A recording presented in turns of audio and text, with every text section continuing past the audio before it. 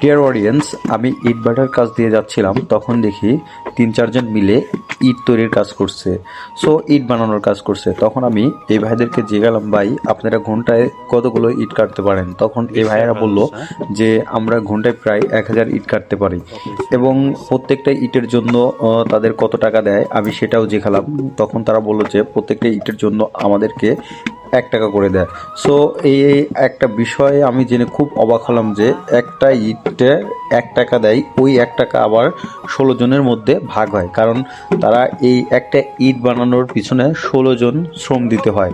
যেমন এই মাটি একজন মানে কি করতেছে, মুঠো করতেছে, আর একজন ওই বাক্সের মধ্যে দিয়ে ফেলাইতেছে, এরকম ভাবে ওই মাটিটা আবার মানে মেশিনের মধ্য দিয়ে নাড়ছে। এইভাবে